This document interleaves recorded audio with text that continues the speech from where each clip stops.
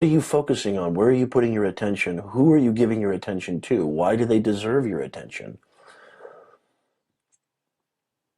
Are we only focusing on the people who are so critical or hypercritical to some degree? The people who are trying to get attention through very, non-constructive critical means?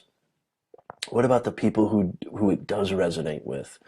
I was at a birthday party for my son yesterday, and one of the women there who she's my son's friend's grandmother. She came up to me, and it was just such a beautiful thing. I hope everybody who's listening, who's watching, experiences this, because you can't put currency on this feeling. You cannot put a dollar sign, a dollar value to this amazing feeling. And I'm starting to learn as I get older. And yes, I'm constantly learning. Even though I'm a professor, writer, author, speaker, I'm constantly trying to learn and get better and better. Learning never ends. Learning never ends. From the moment you step foot in the dirt, learning never ends.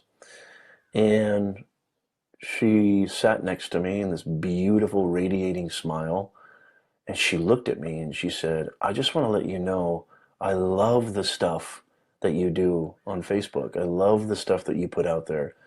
It makes people think. It's so creative." And she said, "I just wanted to say that to you." She didn't say hello, didn't say, "Hi, how are you? Good to see you." She started with that, which tells me that she was getting so much, she was getting so much inspiration. She was getting so much, value out of what I was doing and what I was creating, that she started with that. She didn't start with, "Hi, how are you?" She started with that. She needed to get it out there. And that, to me, is worth all the money in the world. I love that. That lifts my chest. It lifts my soul, if you want to call it that. Money comes and goes, right? Good times come and go. Bad times come and go. Everything comes and goes. But those kind of moments are just treasures, and you can't take any of that stuff with you. What are you going to leave behind? What is your legacy? What are you going to leave behind? How you made people feel. That's what you're going to leave behind, because you're going to touch them, and that is a lasting imprint. And they're going to take that. They're going to take that, and they're going to touch others, inspire others, and move others. They learn from that. They marinate in that. It's a beautiful thing. It's a beautiful process, right? There's nothing, I say this all the time to my students, there's nothing original about Professor Nez. Nothing original about Professor Nez.